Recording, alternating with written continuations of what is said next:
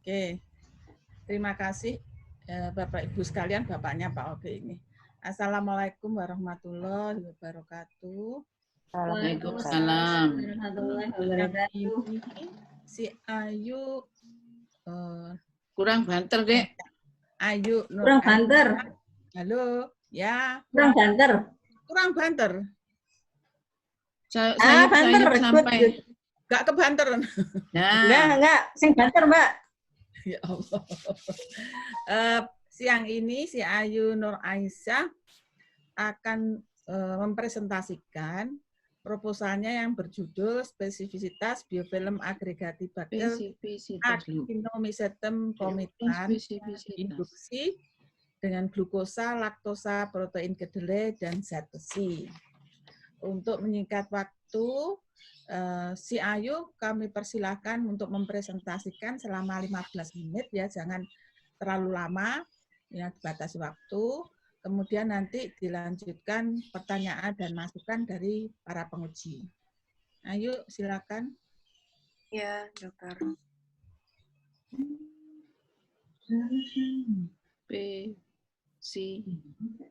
Spesifisitas iki saiki. Assalamualaikum warahmatullahi wabarakatuh. Waalaikumsalam warahmatullahi wabarakatuh. Yang dokter dan prof semuanya, pertama-tama perkenalkan saya Ayu Nur Aisyah Ruwata, NIM 069 dari angkatan 2017. Sebelumnya saya ingin mengucapkan banyak terima kasih kepada Dr. Indah selaku pembimbing utama saya dan Dr. Ira selaku pembimbing serta saya dalam menyelesaikan proposal skripsi saya. Kemudian saya ucapkan terima kasih kepada Dr. Aksa selaku host pada siang hari ini, Prof. Tuti, Dr. Rini, dan Dr. Anis yang telah menyempatkan waktunya untuk menghadiri ujian proposal skripsi saya pada siang hari ini. Pada kesempatan kali ini, saya ingin memaparkan proposal skripsi saya yang berjudul Spesifisitas Biofilm Agregatibacter Actinomycetum comitans yang diinduksi glukosa, laktosa, protein kedelai, dan zat besi. Untuk latar belakang dari proposal ini adalah tingginya masalah kesehatan gigi dan mulut di Indonesia. Menurut data Riskesdas, prevalensi masalah kesehatan gigi dan mulut di Indonesia pada tahun 2013 mencapai 25,9% dan meningkat pada tahun 2018 menjadi 57,6%.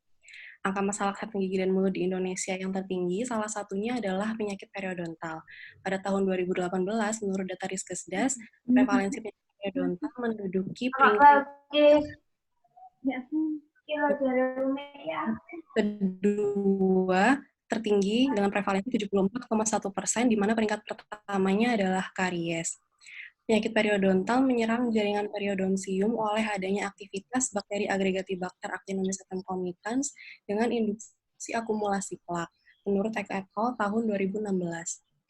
Salah satu mekanisme pertahanan bakteri AA terhadap aktivitas sistem imun host adalah dengan membentuk biofilm. Pembentukan biofilm ini dapat diinduksi oleh beberapa zat makanan seperti karbohidrat, protein, dan mineral. Pada penelitian ini akan diuji spesifisitas glukosa, laktosa, protein kedelai, dan zat besi terhadap pita protein yang muncul pada pembentukan biofilm bakteri AA.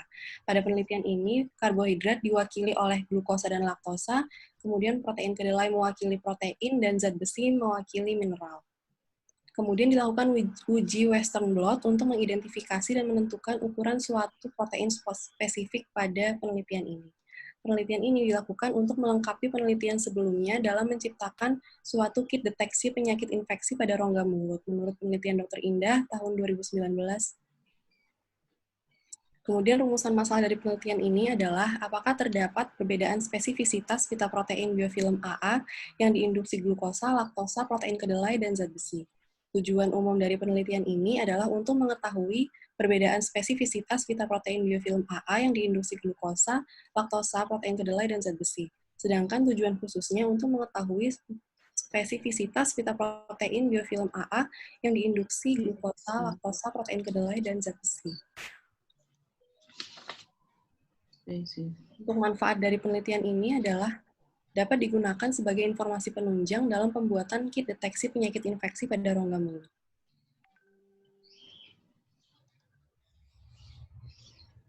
Untuk rangka konseptualnya, bakteri Agregatibacter Actinomycetum comitans dengan induksi bahan makanan yaitu glukosa, laktosa, protein kedelai, dan zat besi dapat mempengaruhi pembentukan biofilm. Glukosa akan diubah menjadi glukan untuk meningkatkan pembentukan EPS yang berfungsi sebagai pertahanan diri, perlekatan, dan kolonisasi dari biofilm. Selanjutnya, laktosa sama halnya dengan glukosa dapat meningkatkan pembentukan EPS, hanya saja laktosa harus dikonversi terlebih dahulu menjadi glukosa, baru dapat dikonversi menjadi glukan. Sedangkan protein kedelai merupakan sumber energi pembentukan biofilm yang berperan dalam metabolisme biofilm. Untuk zat besi, dapat meningkatkan pembentukan mikrokoloni, produksi iDNA dan EPS dari biofilm. Keempat, induksi bahan makanan ini dapat mempengaruhi pembentukan biofilm yang terdiri dari 4 tahap, yaitu perlekatan awal, pembentukan mikrokoloni, maturasi, dan penyebaran. Akan dilakukan uji Western blot untuk mengetahui pita protein spesifik bakteri AA sesuai dengan induser yang telah diberikan. Hipotesis penelitiannya adalah terdapat perbedaan spesifisitas biofilm AA yang diinduksi glukosa, laktosa, protein kedelai, dan zat besi. Kemudian jenis penelitian ini adalah penelitian kuasi eksperimental laboratoris. Sampel penelitiannya untuk populasi sampel adalah bakteri AA yang diinduksi oleh glukosa, laktosa, protein kedelai, dan zat besi. Teknik pengambilan sampelnya, pengambilan sampel dari stok bakteri AA dilakukan di Research Center FKG UNER Surabaya. Kriteria sampelnya adalah biofilm bakteri AA yang dibiarkan pada media BHIB dengan induksi glukosa, laktosa, protein kedelai, dan zat besi. Untuk variabel penelitiannya, yang pertama, variabel bebas adalah spesifisitas dan pita protein spesifik biofilm AA sesuai dengan induser. Variabel terikat, yang pertama ada glukosa 5%, laktosa 5%, protein kedelai 5%, dan zat besi FSL2 5%. Sedangkan variabel kontrolnya adalah cara kerja penelitian dan alat dan bahan penelitian.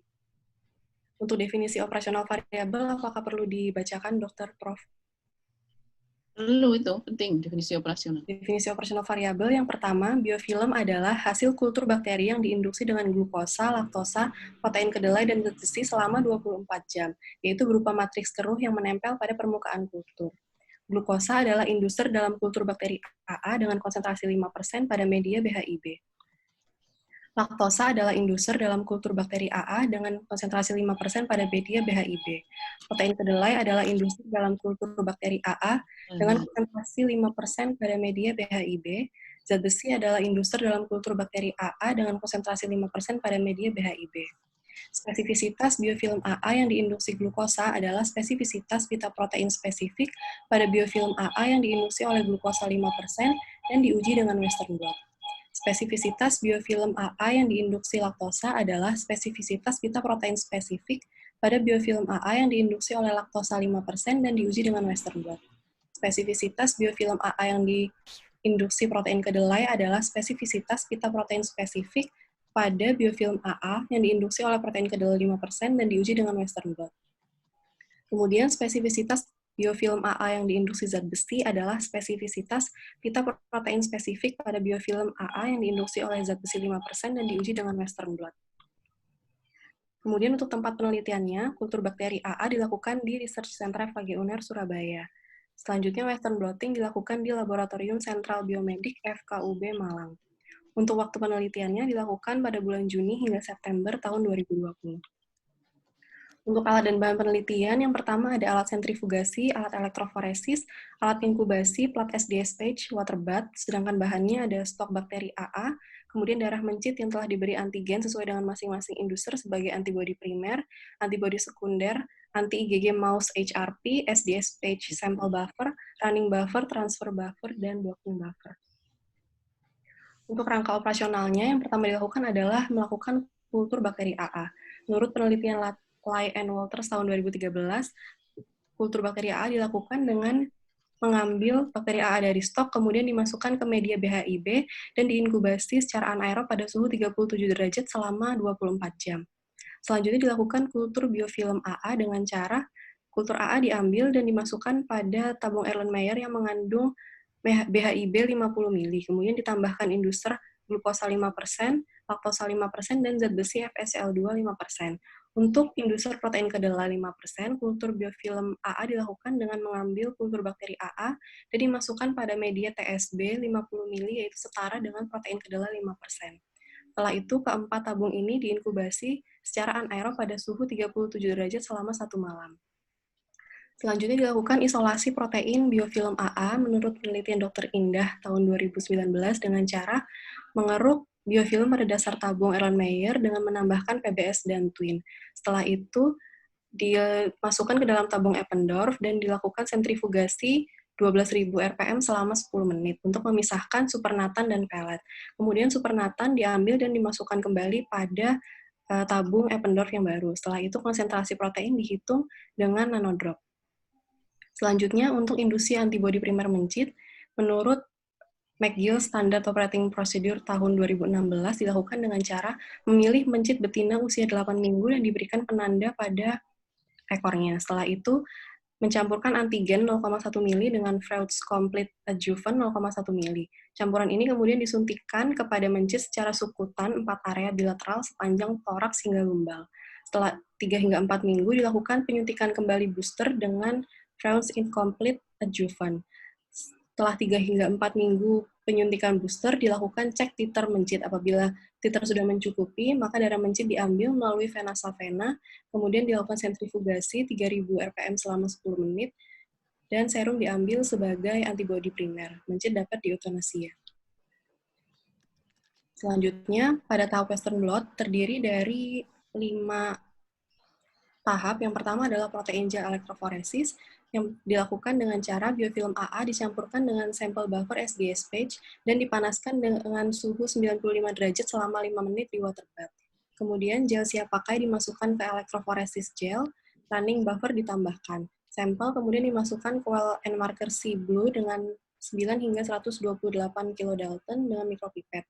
Hubungkan dengan elektroforator running 100 volt 0,02 ampere selama 1 hingga 2 jam. Tahap selanjutnya adalah protein transfer. Protein transfer yang digunakan pada teknik ini adalah wet transfer. Dilakukan dengan cara gel SDS page dikeluarkan dan direndam dengan transfer buffer. Kemudian membran PVDF, spons, dan kertas saring direndam pada transfer buffer. Setelah itu dibentuk susunan dengan urutan spons, kertas saring, gel, membran PVDF, kertas saring, dan spons. Kemudian susunan ini dimasukkan ke dalam elektroforesis aparatus yang telah berisi transfer buffer, dilakukan running selama 1 jam dengan suhu 4 derajat, dengan tegangan 100 volt dan 0,02 ampere. Setelah itu membran diambil dan disiram dengan TBST untuk menghilangkan transfer buffer. Tahap selanjutnya adalah blocking. Dengan cara membran diinkubasi dengan blocking buffer pada suhu 4 derajat selama 24 jam dan digoyangkan secara konstan. Setelah itu dilakukan antibody probing. Membran diinkubasi dengan antibodi primer dari serum mencit dan blocking buffer, kemudian ditambahkan dengan blue marker antibody selama 24 jam pada suhu 4 derajat dan digoyangkan secara konstan. Setelah itu membran dicuci dengan TBST sebanyak 3 kali 10 menit. Kemudian membran diinkubasi kembali pada antibodi sekunder anti-IgG mouse HRP, ditambahkan dengan TBST dan BSA selama 1 jam pada suhu ruang dan digoyangkan dengan konstan. Kemudian membran dicuci dengan TBST sebanyak 3 kali 5 menit. Selanjutnya adalah deteksi protein. Deteksi protein dilakukan dengan memberikan staining dengan perbandingan substrat banding ECL 1:1. Setelah itu membran dikeluarkan dan dilapisi dengan sheet protector. Setelah itu membran didevelop dengan film X-ray atau semi-luminescent imaging system dan ditunggu hingga band terbaca. Selanjutnya dilakukan analisis spesifisitas fitoprotein sesuai dengan inducer. Ini adalah protein target yang dicari pada spesifisitas kali ini mengacu pada penelitian sebelumnya yang dilakukan oleh Dr. Indah tahun 2019. Pada inducer glukosa 5%, timbul pita protein 37,5 kilodalton, laktosa 5% 77,9 kilodalton, 52,6, 46,8, dan 36,6 kilodalton. Sedangkan protein kedelai 5% ada pita protein 77,9, 71,3, 47,4, 40,4, 37,2, 28,8 dan 11,8 kilodalton, sedangkan pada zat besi, induksi zat besi FeCl 25% tidak terdapat pita protein yang muncul. Kemudian untuk analisis datanya dilihat dari adanya reaksi positif antara pita protein dengan berat molekul tertentu terhadap antibodi yang digunakan. Sekian paparan saya mengenai proposal skripsi saya pada siang hari ini. Mohon maaf apabila ada salah kata. Wassalamualaikum warahmatullahi wabarakatuh. Waalaikumsalam warahmatullahi wabarakatuh. Terima kasih. Ayu, sudah disiapkan dulu alat tulis dan kertasnya untuk masukan ya. Iya, dokter. Untuk menyingkat waktu, kami berikan waktu pertama pada yang senior dulu, Prof. Tuti. Silakan, Prof. Tuti. Terima kasih, Bu Dr. Kris. Assalamualaikum warahmatullahi wabarakatuh. Salam warahmatullahi wabarakatuh. Ayu, Iya, Prof. ya, ini saya akan menerima email ya dari Ayu mengenai apa namanya proposal ya.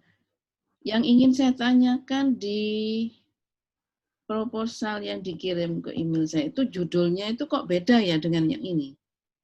Iya, Prof. Saya Apa salah. memang sudah ada perubahan? Seharusnya spesifisitas, Prof. Tapi saya mengetiknya spesifitas. Oh, itu semua loh, semua kata yang mengandung kok semua mulai dari pendahuluan sampai belakang itu semua adalah spesifitas. Iya. Iya, spesifitas. Ya, bukan spesifisitas tapi spesifitas. Iya, saya Yang salah. benar yang mana? Spesifisitas, Prof. Nah, spesifisitas. Saya sampai cari di kamus loh ini tadi. Apa memang ada istilah baru spesifitas ini? Spesifitas ini.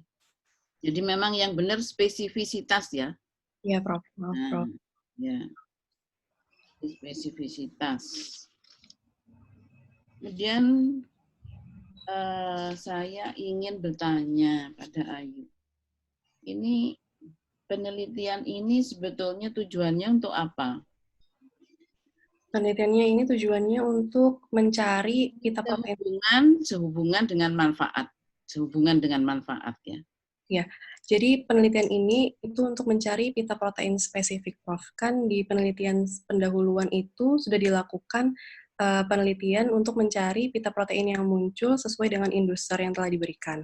Itu terdapat beberapa protein dengan berat molekul tertentu. Nah, penelitian ini tuh digunakan untuk mencari tahu apakah pita protein tersebut itu memang muncul spesifik pada induser yang telah diberikan. Nantinya dapat digunakan sebagai informasi penunjang dalam pembuatan kit deteksi penyakit infeksi pada rongga mulut.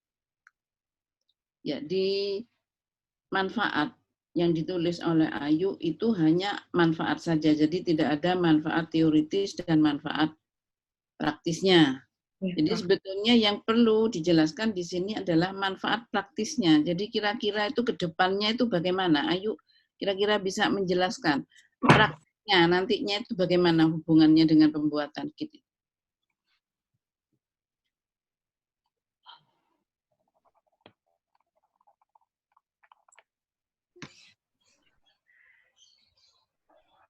Maksudnya aplikasinya.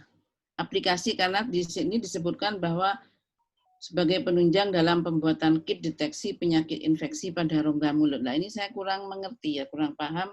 Kira-kira itu bagaimana aplikasinya? Hasil dari penelitian itu nantinya dibagaimanakan supaya kok lalu bisa dipakai untuk apa namanya kit deteksi gitu. Pita protein yang muncul spesifik pada penelitian ini itu dapat digunakan untuk mencari pita protein yang muncul pada penyakit infeksinya, Prof. Penyakit infeksi yang mana itu? Iya. Periodontitis agresif.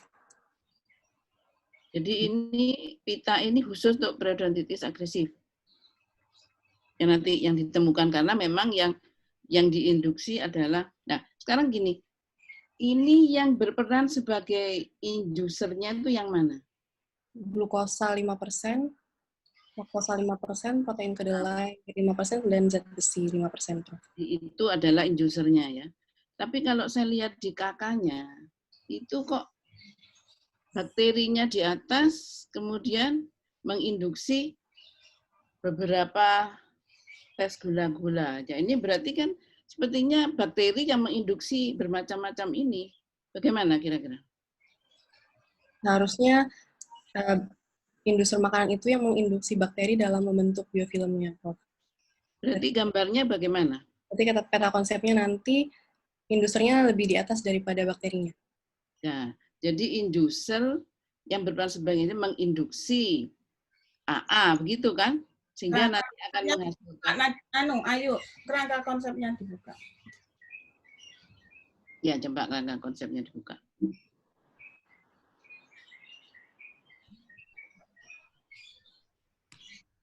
Kerangka konsep. Nah, ini kan. Nah, ini AA-nya di atas menginduksi bahan. Padahal sebenarnya yang sebenarnya akan dilakukan Ayu gimana? Harusnya induksi bahan makanan itu yang mempengaruhi pertumbuhan biofilm dari AA-nya, Prof. Jadi nanti glukosanya dan lain-lain itu lebih di atas daripada AA-nya. Nah, iya. Jadi kalau seperti ini kamu menulis. Nah, sekarang yang saya tanyakan artinya panah ini apa panah ini? Iya. Panah hitam ini apa artinya? Karena saudara tidak menyebutkan arti panah di sini. Hanya kotak-kotak yang diteliti dan tidak diteliti, begitu saja. Menginduksi, Prof, harusnya. Seharusnya menginduksi. Ya. Artinya, ya. Berarti AA menginduksi bahan makanan. Bahan makanan menginduksi glukosa, laktose, gitu. Letaknya terbalik, Prof. Induksi bahan makanan harusnya lebih di atas daripada AA. Lebih di atas dari AA. Ya. Bentar, interupsi sedikit ya, Prof ya. Monggo. Nah, mohon Mbak Ayu ya, tolong kerangka konseptual itu tidak sama dengan alur penelitian atau kerangka kerja. Ya, jadi kerangka konseptual itu teorimu yang sudah kamu dapatkan, itu kamu tuangkan dalam konsep ini, kan gitu. Jadi mungkin Prof Tuti ini saya tambahkan sedikit. Ini juga di situ Western blotting, kan nggak perlu. Nggak boleh keluar. Kerangka konseptual ya. Makanya ada Western blotting di sini. Ya, monggo itu aja. Nggak boleh keluar di situ. Ayo. Ya, betul, Prof. Jadi ini panah-panah ini maksudnya dijelaskan ya nanti ya. Panahnya ini semuanya sama nih artinya. Panah hitam nih. Yang pembentukan biofilm panah dari ini, Prof, meningkatkan EPS dan lain-lain ini ke pembentukan biofilm ini mempengaruhi maksudnya, Prof. Nah itu harus jelas itu. Ya, kalau beda itu harus dibedakan warnanya. Mana yang menginduksi, mana yang mempengaruhi, mana yang... Nah ini tahu-tahu muncul Western blotting, benar dokter ini tadi. Jadi bedakan ya antara kerangka konseptual dengan kerangka penelitian. Ya. Iya, Prof. Jadi nanti supaya diperbaiki. Dan kalau bisa keterangannya itu satu halaman aja ya nanti ya. Iya, Prof. Jadi jangan dipisah di belakangnya. Terima kasih, Prof. Kemudian kenapa pada penelitian ini memilih kedelai? Karena protein kedelai itu di antara protein nabati yang lainnya memiliki kandungan protein yang paling tinggi, Prof. Dan dia hampir setara dengan protein hewani. Digunakan protein kedelai itu untuk supaya penelitian ini dapat mewakili orang-orang yang tidak mengkonsumsi penelitian hewani, seperti pada vegetarian dan vegan. Protein ya? Ya. Bukan karbohidrat ya? Protein kedelai, Prof. Padahal saudara menyebutkan di pendahuluan itu kedelai mengandung karbohidrat yang cukup tinggi. Yang mana yang benar? Protein kedelai itu kandungan karbohidratnya juga 33%, Prof. Jadi di antara kandungan yang lain dia lebih tinggi. Jadi protein kedelai itu mempengaruhi pembentukan biofilmnya karena dia memiliki karbohidrat juga. Selain itu, kandungan protein di protein kedelai itu juga lebih tinggi di antara protein nabati yang lain. Jadi lebih ditekankan kenapa diambil kedelai karena karbohidratnya juga tinggi ya. Karena ya, juga tinggi. Yang lainnya itu juga kan karbohidrat seperti glukosa, laktose ya. Dan kandungan proteinnya juga tinggi, Prof. Jadi dia ada 2 gitu, Prof. Dia juga memiliki kandungan karbohidrat yang tinggi, kemudian kandungan proteinnya tuh lebih tinggi juga daripada protein nabati yang lainnya. Jadi protein ini juga berpengaruh terhadap pembentukan biofilm? Iya, Prof. Sebagai sumber metabolisme.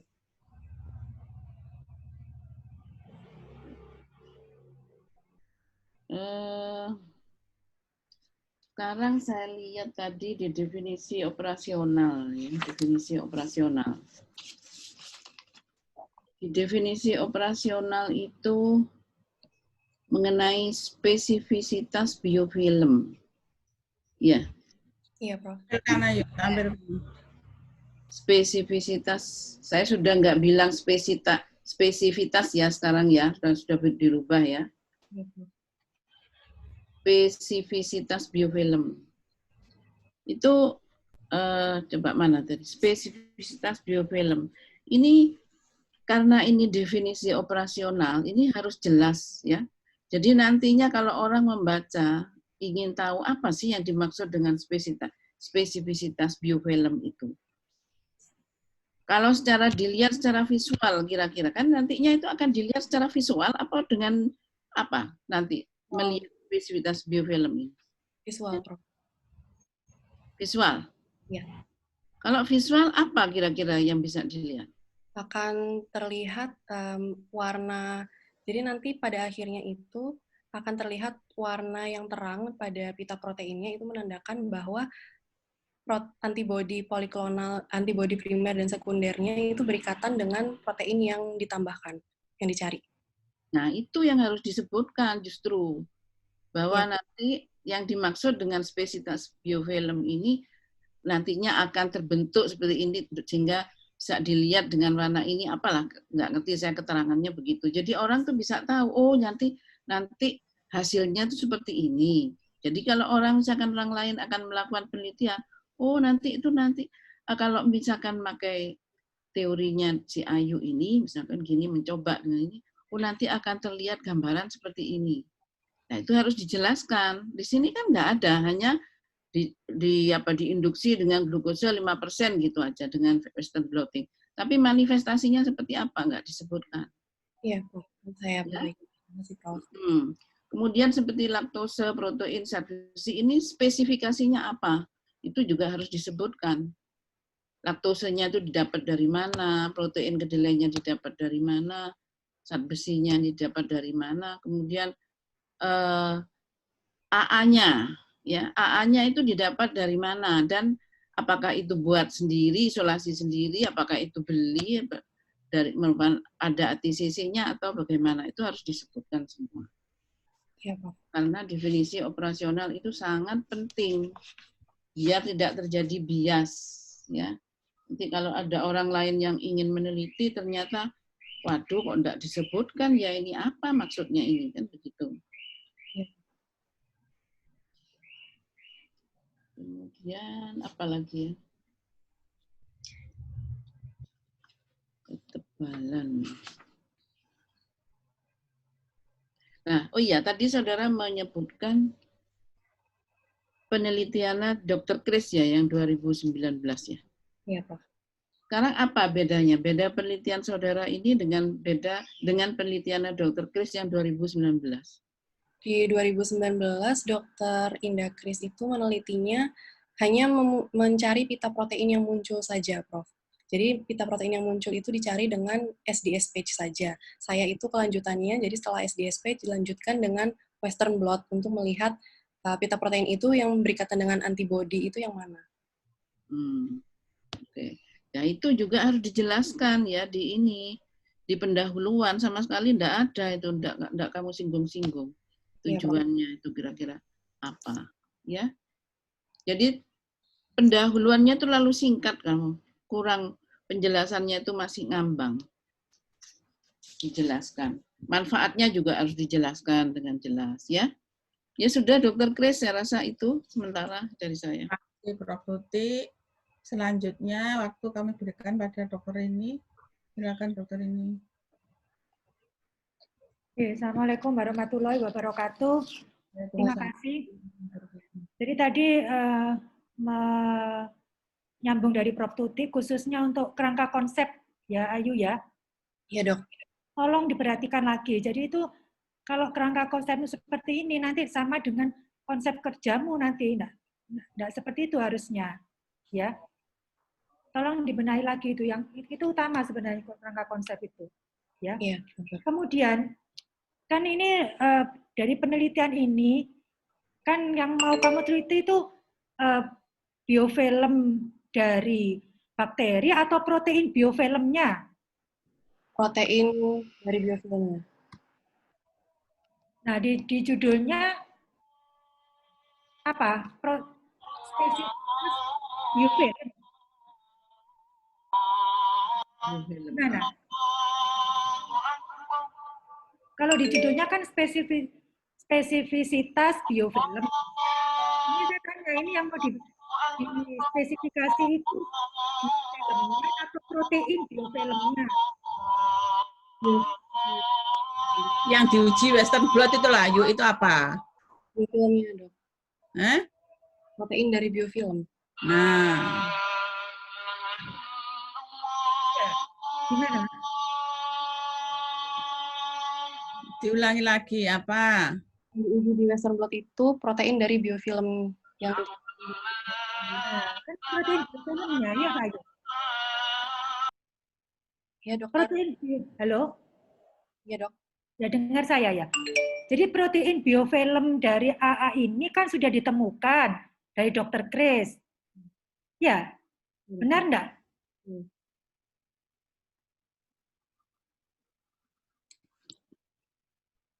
Gimana? Dengar enggak saya ngomong? Ya, dengar, Dokter. Kan kamu tadi menuliskan ada protein dari biofilm dari hasil Dr. Chris, ya? Ada ya? Yang diinduksi oleh bahan-bahan ini yang kecuali zat besi yang enggak keluar, ya? Halo? Gimana? Suara saya kedengaran, Dokter. Kedengaran. Ya, betul, Dokter. Sudah ada protein yang muncul menurut pada penelitian Dokter Indah sebelumnya. Nah, terus yang mau kamu teliti ini apa tadi? Apakah protein itu benar-benar spesifik apabila protein itu direaksikan dengan antibodi dan primer dan sekundernya? Nah, caranya dengan apa? Western blot. Nah, hasilnya apa nanti dari Western blot itu? Ada realnya itu loh, dari Western blot itu loh. Nanti yang bisa kamu dapatkan atau kamu hitung nanti gimana caranya? pita protein, misalnya di hari glukosa itu ada 4 pita protein ya, Dokter. Nanti dari hasil Western blot-nya itu ada 1 pita protein yang muncul warnanya paling terang, berarti dia ikatannya sangat banyak antara antibodi primer dan sekundernya. Catatan paling terang itu bagaimana? Jadi di antibodi sekundernya itu nanti diinduksi dengan HRP, horse radish peroxidase. Horse radish peroxidase itu merupakan salah satu enzim yang mengeluarkan produk sampingan, yaitu berupa munculnya cahaya gitu, Dokter. Itu menandakan kalau semakin banyak antibodi yang berikatan apabila warnanya semakin terang. Di metodemu ada, referensinya ada ya? Ada, Dok. Tapi saya belum menuliskan sepertinya, Dokter. Nah, loh, saya tanya di referensimu itu loh, ada enggak kok kamu belum menuliskan? Saya menuliskan menggunakan horse radish peroxidase, Dokter. Enggak, yang cahayanya lebih terang itu berarti apa? Artinya apa? Ikatan proteinnya semakin banyak antara antibodi dengan antibodi primer dengan sekundernya, Dok. Karena kalau sepengetahuan saya kan cuma dilihat ada tidaknya ikatan kan gitu di Western blotting itu. Dari protein berat molekul tertentu itu dilihat lagi dia. Ayo, kalau didengarkan saya.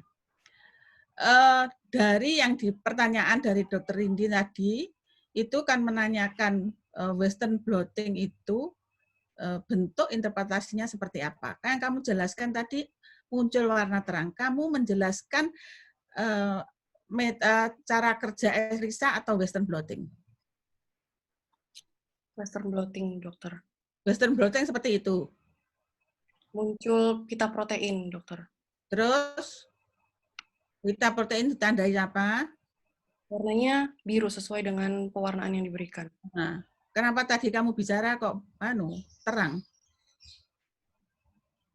Apa biru itu terang? Enggak, Dokter. Nah, kamu agak bingung dengan ELISA ya? Iya, Dok. Jadi yang keluar kalau dalam Western blotting itu 1 pita, kalau spesifik itu 1 pita Yang dia di antara pita-pita yang lainnya itu dia muncul satu yang spesifik. Ya, kamu belajarnya bingung, Mbak ya. Ya sudah silakan dokter ini. Jadi hasilnya apa di Western blotting tadi, Ayu? Muncul satu pita yang berwarna biru, dokter, di antara pita-pita protein yang lain. Hah? Tidak Pitanya diantara. Kok bisa diantara ke piye sih? Kamu sudah melihat anunya, metode cara kerjanya Western blotting. Sudah, dokter. Terus yang digunakan untuk sebagai antigennya di situ apa? Supernatan dari Loh, Western blotting itu pada prinsipnya apa? Saya tak takoi Western blotting itu apa maksudnya? uji untuk mencari spesifisitas, dokter. Ya, tahapnya apa saja coba? Ada ekstraksi protein, kemudian ditransfer ke membran dengan antibodi. Bahannya dari apa? Ekstraksi protein.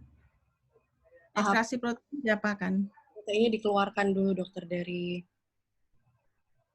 dikeluarkan ke gel SDS patch-nya. Ya, berarti itu runningnya. Terus? Setelah itu ada protein transfer untuk mentransfer protein dari gel SDS patch ke membran PVDF-nya. Ya, terus?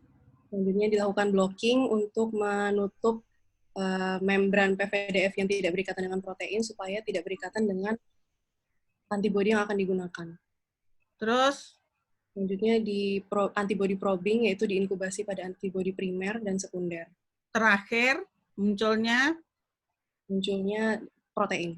Nah, berarti tidak ada kata-kata di antara warna yang lain. Itu kan hanya satu langsung keluar. Iya, dokter. Ya. Jadi begitu kamu dari hasil pemindahan ke membran nitroselulose itu proteinnya itu tidak diwarna. Jadi dia dipindah ke nitroselulose. Kemudian dia langsung direaksikan dengan antibodi primer dan sekunder, langsung muncul satu pita. Bukan di antara pita lain. Memang munculnya itu. Ngerti? Ya. Monggo dokter ini. ya, tolong itu dipahami dulu metode kerjanya ya, Ayu ya. Jadi apa yang kamu teliti, apa nanti hasilnya, itu. Karena kan ini enggak mudah sebenarnya penelitian ini gitu. Jadi kalau kamu enggak paham, takutnya nanti cara kerjanya enggak tepat gitu. Ya. Jadi kan kamu nanti memakai pita protein yang sudah ada. Ya, protein yang sudah ada dari contohnya glukosa yang itu 37,5 kilodalton. Laktosa ada banyak. Protein kedelai ada banyak, itu berapa berat molekulnya itu. Ya kan? Nah, kemudian kalau diuji di Western blot, hasilnya kamu baca bagaimana? Ada tidak saja atau bagaimana? Ini berhubungan dengan metode penelitianmu eksperimentalmu. Kamu menyebutkan kuasi eksperimental ya penelitianmu ini. Ya, kuasi eksperimental. Ya, apa sih artinya? Kuasi eksperimental itu tidak ada randomisasi, dokter. Terus hasilnya apa? Hasil penelitianmu itu loh nanti hanya menyebutkan ada, tidak, atau gimana? Kira-kira? Ada atau tidak. Cuman itu saja, ya. Dan menganalisis pita protein yang muncul itu yang mana saja, dokter? Di berat molekul yang sudah ada itu kan, ya. Nah, kemudian yang pada besi. Besi kan ini tidak ada. Yang di inducer besi itu loh. Iya, kan tidak ada pita proteinnya. Ya. Tidak, di penelitian sebelumnya itu zat besi. Gimana? Tidak keluar? Ya, tidak keluar. Lalu kenapa harus dimasukkan kalau tidak keluar kok? Gimana cara mengujinya kalau tidak ada pita proteinnya di situ? Apa perlu di Western blotting? Prosentasenya. Konsentrasinya bisa dikurangi ya, dokter. Maksudnya gimana? Jadi zat besi itu pengaruhnya pada pembentukan biofilm, dia dapat apabila konsentrasinya terlalu tinggi, dia dapat menyebabkan penurunan. Jadi ini kamu juga masih melakukan lagi induser biofilmnya untuk besi ya? Atau untuk semuanya? Semuanya. Lah, terus pita yang sudah ada itu buat apa? Yang sudah dapat kemarin itu? Atau mau diulangi lagi? Saya nggak tahu ini gimana penelitiannya ini.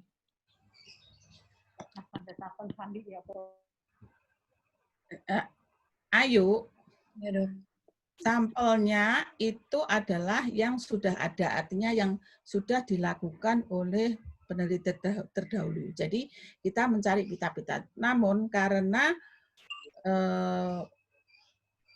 mengisolasi proteinnya itu juga artinya penyimpanan juga agak sulit, maka si Ayu ini mengulang tuh artinya ini tidak masuk dalam cara kerjanya. Jadi sebetulnya dia hanya untuk mengambil dari proteinnya ini tidak pada SDSP. Sehingga dia harus mendapatkan pita-pita protein seperti pada pekerjaan SDSP terdahulu. Yang itu ada rumusnya, artinya pada konsentrasinya dan lain-lain. Nah, khusus untuk zat besi ini, karena untuk masing-masing bakteri itu berbeda. Kalau pada bakteri yang lain bisa muncul, untuk agregati tidak bisa muncul. Sehingga ini yang perlu mungkin agak diturunkan, karena sifat dari zat besi ini adalah kalau dia melebihi dari kapasitas yang dibutuhkan bisa membunuh bakterinya sendiri. Iya, Dokter. Jadi khusus untuk punyanya Ayu ini konsentrasinya diturunkan, tapi untuk bakteri yang lain tidak, karena mereka bisa muncul. Maaf, Dok, berarti yang diturunkan hanya konsentrasi zat besinya saja? Ya. Jadi ini diulang dari awal, Bu Grace? Tidak, sebetulnya tidak diulang. Jadi kita hanya memproduksi proteinnya saja, Dokter ini. Enggak, makanya yang untuk yang zat besi gimana? Khusus yang zat besi itu yang kita turunkan konsentrasinya. Nah, itu harusnya ditulis. Nah, kalau di sini zat besi itu tidak muncul, ada pitanya, kemudian diuji Western blotting, kan tidak mungkin muncul. Buat apa? Nah, nanti diberikan penjelasan harusnya. Gitu ya. Ayo ya. Jadi itu penting di situ. Nanti kamu buat apa? Wong nggak ada pitanya kok di Western blotting, ya kan percuma. Nggak ada manfaatnya. Nah, nanti kamu sebutkan aja, nggak apa-apa disebutkan di metodenya bahwa memang ini dari penelitian pendahuluan, memang yang terdahulu tidak ada keluar itu sehingga dilakukan penurunan prosentase dari zat besinya. Seperti itu nggak apa-apa, jauh lebih bagus. Nanti orang membacanya bisa lebih lengkap. Ya.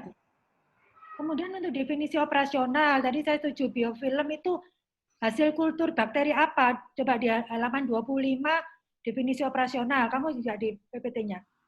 Biofilm adalah kultur bakteri-bakteri apa yang kamu gunakan di sini. Kemudian glukosa adalah inducer itu. Laktosa juga inducer sama. Jadi antara glukosa, laktosa, protein kedelai, zat besi itu sama artinya. Harusnya yang didefinisikan adalah glukosanya itu dari mana? Kalau kamu lihat dari definisi operasional ini bisa sama semua artinya antara glukosa, laktosa, protein kedelai, dan zat besi. Terus bedanya di mana? Padahal kamu ingin mengetahui dari perbedaan kelima macam inducer tersebut. Iya, Dokter. 5 atau 4 ya, 4 macam itu. Ya, tolong itu diperjelas ya.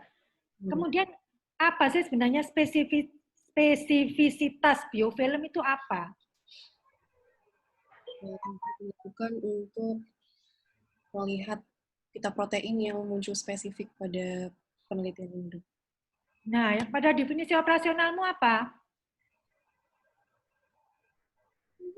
Karena ini berhubungan juga dengan yang ada kamu variabel terikat ya, itu disebutkan. Variabel terikat itu spesifisitas dan pita protein spesifik biofilm AA sesuai inducer. Maksudnya apa? Ini harus jelas. Jadi yang definisi operasional nomor 6 itu terkait dengan variabel terikat itu apa maksudnya itu? Kalau kamu menjelaskan mendefinisi operasional kan spesifisitas saja belum tepat, nanti kan jadi bingung orang membacanya. Iya. Apa? Pengertiannya apa? Spesifisitas itu uji yang dilakukan untuk melihat pita protein yang muncul pada Western blot. Yang muncul lagi sebenarnya spesifik yang mana? Yang muncul yang spesifik untuk Satu inducer. untuk AA itu juga harus keluar dengan inducer tertentu itu tadi. Jadi harus lengkap. Iya, Dok. Ya, jadi nanti kalau yang nomor 6 dan seterusnya itu nanti kan apa itu? Definisi operasional itu kamu yang diinduksi glukosa, diinduksi apa? Tapi definisinya sama semua. Kan jadi tidak benar nanti. Ya. Kemudian glukosa tadi juga glukosa apa itu maksudnya glukosa itu bahan apa? Kan pasti beda dengan laktosa, dengan protein kedelai kan pasti beda. Ya. Ada itu dari anunya, apa pabriknya mana itu ada. Nah, itu kan kamu sama semua di situ. Ya, gimana? Ayo. Iya, Dokter. Saya perbaiki. Kemudian ini, analisis spesifisitas biofilm dilihat dari adanya reaksi positif antara pita protein dengan berat molekul tertentu terhadap antibodi yang digunakan. Maksudnya apa ini kamu? Jadi Nah, ini analisis itu. nanti akan muncul pita protein yang menandakan bahwa protein dari biofilm itu bereaksi dengan antibodi sekunder dan antibodi primer yang digunakan. Boleh ya, ini kan analisis data. Pakai apa nanti analisisnya ini? Visual saja, Dokter. Pakai apa? Ya, dilihat dengan mata telanjang saja. Loh, lah terus. Nah, itu kan bukan analisis data lah. Gimana? Analisisnya tuh loh Ayu, kamu melakukan replikasi apa enggak, apa sampelnya berapa. Nah, kalau menggunakan replikasi misalkan itu nanti digunakan rata-rata apa gimana kan gitu toh. Iya. Pada penelitian ini tidak dilakukan replikasi, Dokter. Jadi sampelnya sesuai dengan inducer yang digunakan.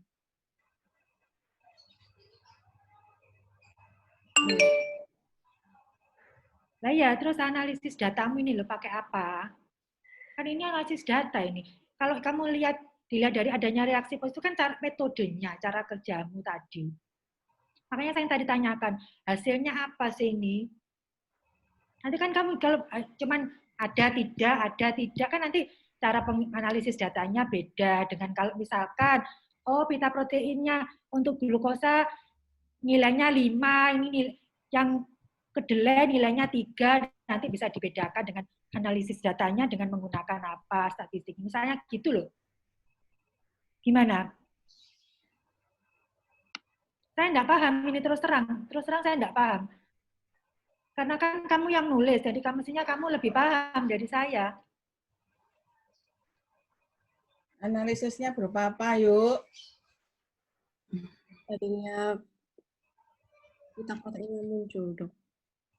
Terus Dilihat berat molekulnya berapa. Loh, dilihat berat molekulnya lagi. Lah yang tadi sudah ditemukan Dokter Kris tadi. Pita protein yang muncul itu pada berat molekul berapa? Berat molekul yang mana sesuai dengan berat molekul sebelumnya yang ada yang dikaitkan. Berarti pilihannya kan yang mana yang muncul kan gitu toh. Berarti analisisnya seperti apa?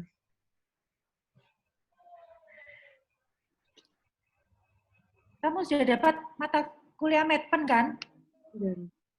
Kan sudah dapat tahu? Ya.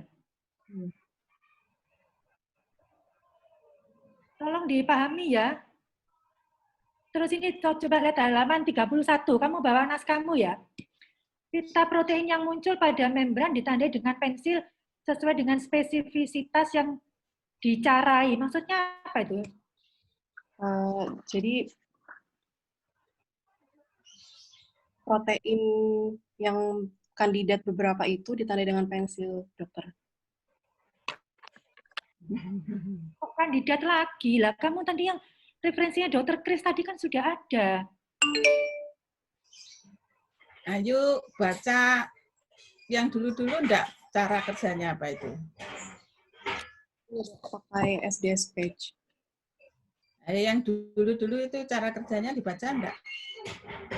SDS page, dok. Ya, artinya seperti itu. Kemudian kamu membaca referensi Western blotting enggak? Kan kamu melanjutkan.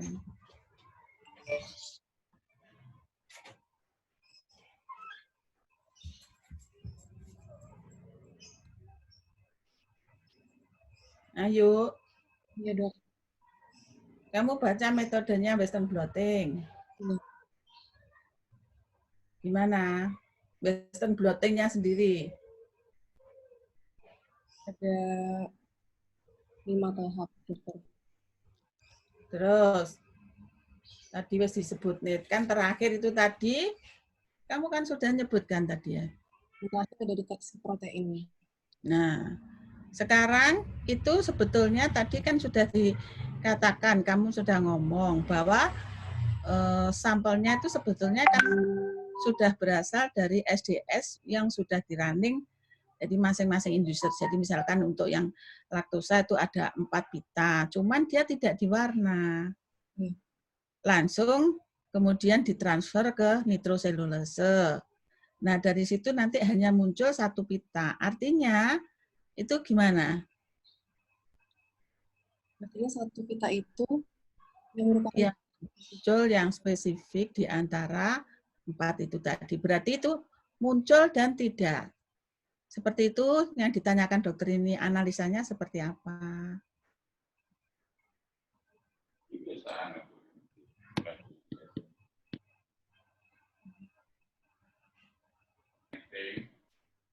Analisanya apa? Gimana? apabila ada 1 protein yang muncul, maka protein itu yang spesifik, dokter. Nah, yo, analisanya itu berarti apa? Ada dan tidak, muncul dan tidak.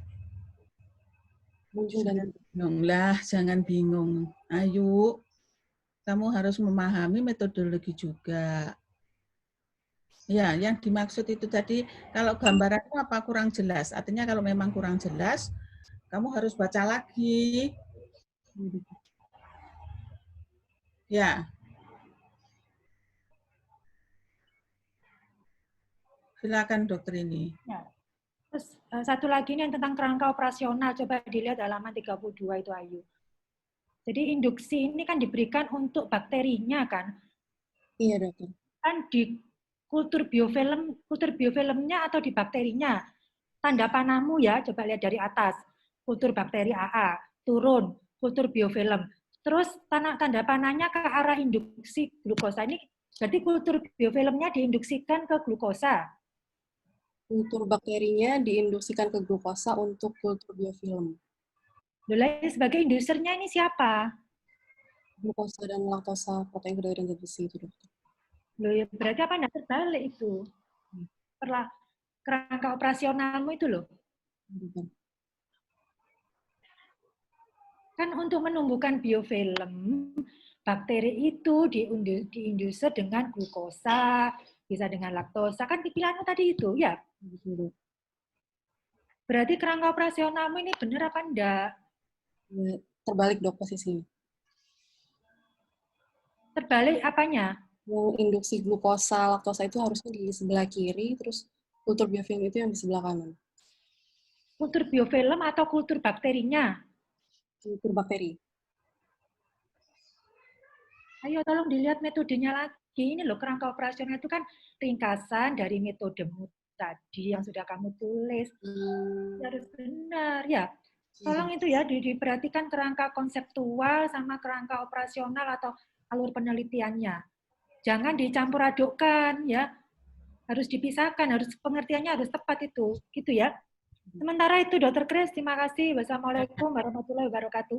Salam, terima kasih dokter ini. Dicatat Ayu tadi dicatat ya. Tadi pertanyaannya dicatat, jawabannya nanti harus diperbaiki. Kemudian yang terakhir Dokter Anis Ermawati, silakan Dokter Anis. Dokter Anis. Suara saya terdengar jelas kah? Ya, ya. Jelas ya.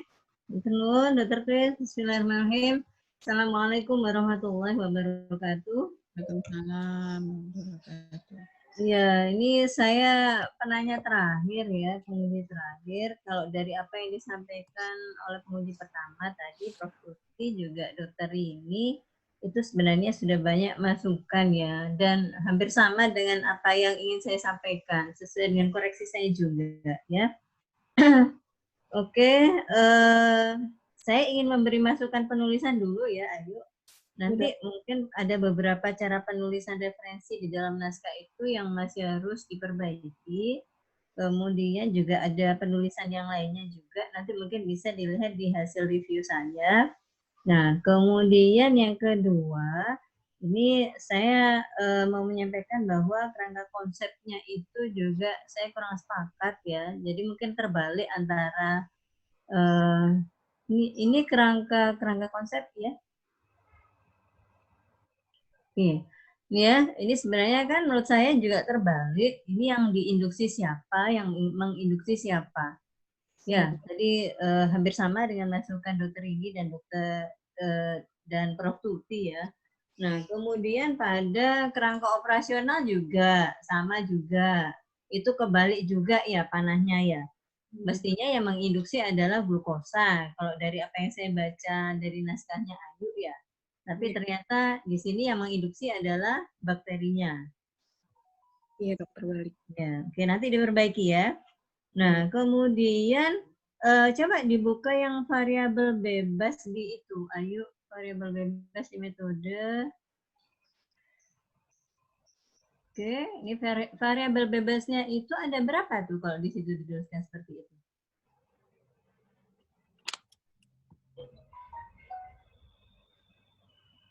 Variabel bebas. Mana variabel bebas? Ini dokter. Nah, ya variabel bebas. Kalau dituliskan seperti itu berarti variabel bebasnya ada berapa? 2, dokter. Ada 2. Oke, sekarang coba dibuka judulnya Ayu. Coba dibuka judul.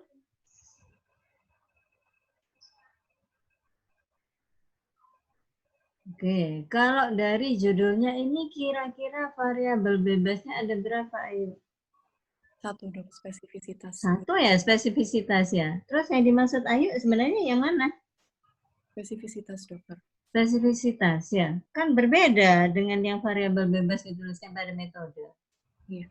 Oke, nah nanti coba dirundingkan dengan pembimbing ya. Ini yang mau dipakai yang mana gitu ya. Oke, kemudian berikutnya ini adalah, saya pengen tahu, periodontitis itu jenisnya ada berapa? Tipenya ada berapa? Periodontitis menurut klasifikasi. Suaranya kok kecil ya, Ayu? Kedengaran, dokter? Kencang sedikit. Menurut klasifikasi yang saya pelajari di perio itu, sekarang ada periodontitis agresif dan periodontitis kronis. Ada berapa? 2? Iya, dokter. Ada 2 ya. Di antara 2 itu penyebabnya sama atau berbeda? Berbeda, dokter. Kalau yang kronis, apa penyebabnya? Kronis penyebabnya Porphyromonas gingivalis, kalau bakteri AA. Nah, kalau agresif bakteri AA ya. Nah, prevalensi mana yang lebih banyak? Kronis apa agresif? Agresif, dokter. Yang prevalensinya lebih banyak yang agresif ya? Iya. Nah, kronis, kalau prevalensinya lebih tinggi yang kronis. Tuh. Nah, itu katanya dokter ini tuh, prevalensinya lebih banyak yang lebih tinggi yang kronik malah. Kalau kerusakannya lebih cepat agresif, tapi prevalensinya jauh lebih banyak kronis. Coba dilihat datanya. Iya, dokter. Nah, ini terkait dengan pertanyaan saya berikutnya. Kalau memang prevalensinya itu lebih banyak yang kronik, kenapa kok Ayu milih yang bakterinya yang dipakai adalah AA? Kenapa bukan penyebab periodontitis kronis yang dipakai? Karena periodontitis agresif, kerusakan yang ditimbulkan itu lebih cepat dan lebih besar, dokter, dapat menyebabkan kehilangan gigi yang lebih cepat daripada periodontitis kronis. Kenapa? Kenapa? Jelas. Kerusakan yang ditimbulkan itu lebih besar dan lebih cepat daripada periodontitis kronis. Loh, padahal prevalensinya lebih banyak yang kronis loh. Ya, tapi kerusakannya yang ditimbulkan itu bisa lebih cepat, dokter, dapat menyebabkan kehilangan gigi yang lebih cepat juga daripada periodontitis yang kronis. Nah, oke, bagus. Kemudian indusernya ya, induser yang dipakai ini ada berapa itu? Ada 4, dok. Ada 4 ya. Nah, apakah induser-induser ini semuanya bisa menyebabkan peningkatan aktivitas AA ya? Kok dipilih glukosa, laktosa, protein kedelai, dan besi? Apakah semuanya ini bisa menyebabkan peningkatan aktivitas AA? Untuk sumber yang saya baca, keempat induser ini kan mewakili karbohidrat, protein, dan mineral, dokter. Nah, ketiga bahan ini dapat meningkatkan aktivitas bakteri AA dalam membentuk biofilmnya. Tapi apabila konsentrasi yang digunakan itu tidak tepat, maka dapat menyebabkan lingkungan yang toksik bagi bakterinya sehingga menyebabkan kematian, dokter. Kematiannya siapa? Kematian bakterinya. Bakterinya. Nah, kalau kita belajar fisiologi ya, ada nutrien lain ya yang tidak tersebut di sini ya. Apakah nutrien itu tidak mempengaruhi aktivitas AA ya? Seperti lipid. Nah, apakah dia memang tidak memiliki pengaruh pada peningkatan aktivitas AA? Menurut yang pernah saya pelajari. Kalau ini komponen karbohidrat ya, komponen protein, ya. Lipid nggak ada. Kenapa kok nggak diikutkan lipidnya? Lipid itu apabila konsumsi malah meningkatkan fungsi self-cleansing dari saliva, dokter, karena dia lebih licin, jadi tidak menyebabkan akumulasi plak sehingga bakteri AA tidak menempel pada plaknya. Oke, kemudian mungkin ini terakhir ya, kultur biofilmnya pakai apa ya? Medianya pakai apa untuk kultur biofilm AA-nya? BHIB, dokter. Kenapa pakai itu? Saya sempat membaca suatu penelitian, itu dia membandingkan kultur bakteri AA di media BHIB dan TSB. Pada hasilnya itu, bakteri AA yang ditumbuhkan pada media BHIB itu lebih banyak daripada yang ditumbuhkan di TSB. Oke. Terakhir mungkin ini pesan saya, Ayu. Ini penelitian. Ya. Nah, kalau yang di media BHIB lebih banyak. Iya, dokter. Memang kamu butuh itu jumlah bakterinya banyak atau sudah ada standar bakterinya tertentu? Maksudnya pertumbuhannya lebih cepat, dokter, jadi tidak memakan waktu yang lebih banyak. Ada tuh, referensinya ada kamu? Ada, dokter. Ada? Iya. Ya, ayo. Pastikan referensinya, ayo. Saya Ayo. Kirim di dokter, karena ini saya pakai laptop lain. Ya, tolong dipastikan, karena kalau bakteri itu tidak ditanam pada media yang spesifik, yang sesuai, nanti juga akan tumbuhnya itu tidak akan sempurna, tidak akan maksimal. Iya, dok. Ya, nanti coba dicek lagi ya, referensinya emang harus benar-benar terpercaya ya, sesuai dengan tujuan penelitiannya Ayu ya. Nah, terakhir saya cuma mau pesan bahwa penelitian ini kalau menurut saya penelitian yang rumit ya Ayu. Jadi tiap step sebaiknya berkonsultasi dengan pembimbing karena mungkin kesalahan perlakuan pada satu tahap bisa mempengaruhi hasil akhir dari penelitian ini sehingga nantinya tujuan penelitian ini tidak bisa tercapai. Ya, nah mohon nanti masukan-masukan tadi itu nanti diperbaiki ya. Ya, saya rasa cukup, Dr. Kris. Terima kasih, Dr. Anis. Kemudian saya berikan waktu pada pembimbing serta Dr. Ira. Mungkin ada masukan, Dr. Ira. Ya, terima kasih, Dr. Kris. Assalamualaikum warahmatullahi wabarakatuh. Salam. Ayu.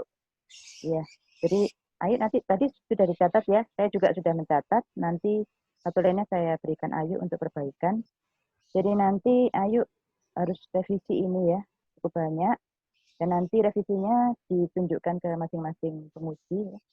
Kemudian jangan lupa uji etik ya. Setelah itu baru dilakukan penelitian.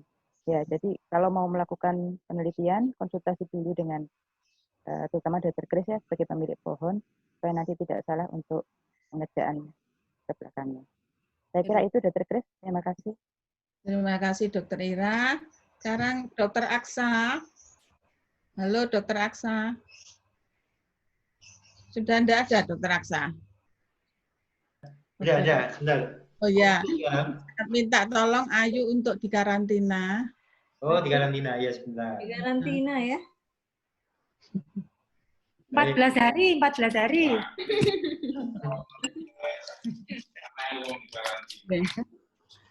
Gimana ibu-ibu sekalian, Ibu-ibu. kayaknya si Anu ya, Ayu kurang matang ya. Kalau dibanding si Nadia tadi itu lebih baik, artinya dia pemahamannya lebih baik dibanding dengan.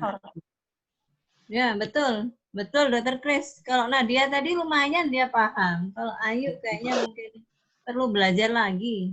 Ya, mungkin karena kita tidak bisa secara intensif tatap muka ya, jadi lewat email, lewat itu sehingga menjawabnya mungkin juga kurang bisa, pertanyaan dan jawabannya kurang bisa pas gitu ya. Tapi saya harap mungkin ini juga supaya Ayu mendorong Ayu untuk belajar lebih detail lagi. Ini gimana kalau menurut ibu-ibu bisa dilanjutkan? Saya tanya sebentar, Dr. Chris, ini yang mau dikerjakan itu, jadi yang sudah didapatkan pitanya itu diulangi lagi untuk produksi lagi sehingga nanti di blotting atau gitu ya? Ya, jadi sebetulnya pekerjaannya itu adalah ke western blottingnya. Tapi karena proteinnya itu artinya kita tidak bisa menyimpan protein, dia harus membuat dulu protein lagi itu. Jadi diulang pekerjaan untuk proteinnya dengan pola yang sama dengan yang kemarin. Kalau misalkan nanti ditemukan pita proteinnya tidak sama dengan yang awal, bagaimana? Insya Allah sama dokter ini, karena kita sudah punya untuk yang kemarin-kemarin itu juga seperti itu. Jadi Mbak Suci itu sudah mempunyai rumus untuk separatingnya, untuk gelnya itu, untuk memunculkan kemudian bahan-bahan itunya sudah dipersiapkan di sana. Yang kemarin itu juga ada seperti itu, dia harus muncul seperti itu bisa keluar dengan bahan yang harus sama. Ya, mudah-mudahan harusnya memang harus muncul sama, karena dengan bahan yang sama itu metode yang sama, prosedur sama, harusnya akan munculnya sama. Ya, mudah-mudahan saja, tapi kan kemungkinan bisa berbeda, kemungkinan. Ya nanti diantisipasi saja, Dr. Chris. Ya, artinya kalau itu muncul, itu mungkin dalam pengukuran bisa jadi ya, tapi kan kita juga ada referensi, artinya kalau kita pengukuran kilodalton kan tidak bisa persis itu ya. Jadi ring sekian sampai sekian. Seperti itu ada referensinya, harus ada referensinya. Sebenarnya kan bisa dari SDSP itu kan bisa dipotong pada saat pita itu dikumpulkan kemudian dimurnikan proteinnya sebenarnya bisa. Jadi disimpan lebih lama itu sebenarnya bisa. Ya, nah, karena kemarin itu kan itu membutuhkan produksi seperti itu, dia membutuhkan banyak kuman juga gitu loh, sehingga dia harus memproduksi protein yang banyak. Nah ini yang mungkin kendalanya, artinya kita membutuhkan menumbuhkannya itu juga cukup banyak waktu, jadi cukup banyak gitu loh, dicicil gitu, sehingga itu yang mungkin menjadi kendala, kita tidak bisa menyimpan protein. Ya, protein ini karena kan mudah berubah. Ya. Untuk judulnya gimana, Bu Grace? Memang harus ini? Enggak, saya tidak mengharuskan. Tapi kalau itu memang harus ada perubahan, ya harus disesuaikan dengan tujuan dan permasalahannya. Karena nanti kan hasilnya itu cuma ada dan tidak gitu aja kan, ya? Ya, muncul dan tidak. Dari itu tadi. Ya sebenarnya ini bagus, misalnya sudah bagus ini. Cuman maksudnya untuk ininya apa namanya, judulnya monggo yang lainnya atau gimana. Kemudian untuk zat besi monggo nanti kan diulang ya Dokter Kris ya. Ya, untuk zat Karena besi itu khusus dianu lagi. jadi kalau saya sih bisa diteruskan, bisa dikerjakan, asal ya harus ditata ini, mahasiswanya juga dipersiapkan. Ya. Bisa Mbak, saya setuju, bisa diteruskan Mbak. Terima kasih Dokter Anis. Oke. Gimana? Sekarang Masukkan lagi mahasiswanya? Ya.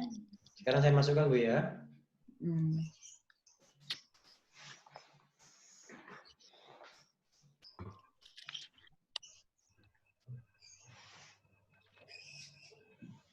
Silakan Bu Kris.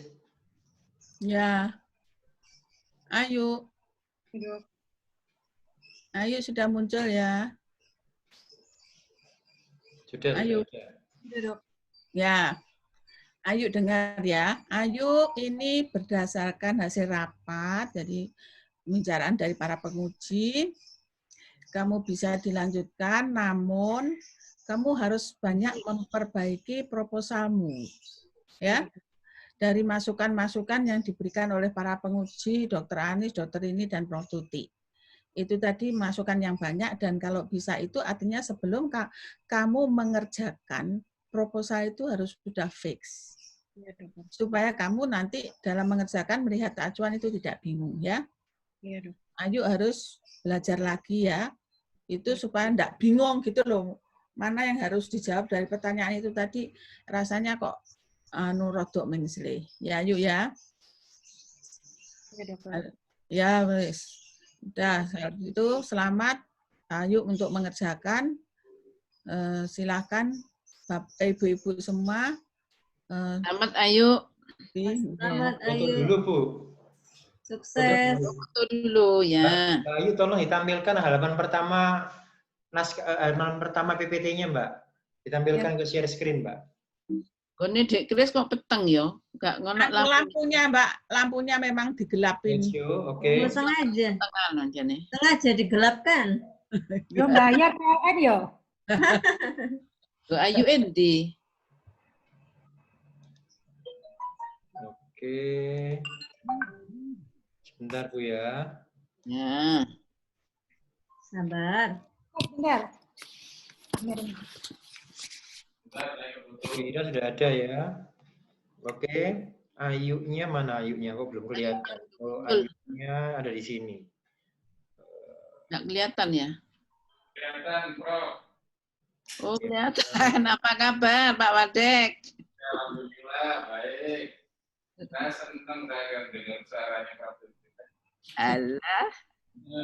Ini mestinya saya nggak bisa kelihatan. Sebentar ya. Ini saya buat ke bawah aja semua gitu. Supaya kelihatan semua. Karena kalau saya kelihatan, Prof. Tuti nggak kelihatan. Ya wis aku nggak usah, nggak apa-apa. Norek. Sembrono. Makanya ini saya atur dulu, tapi bisa kok, bisa kelihatan semua. Nah, bisa.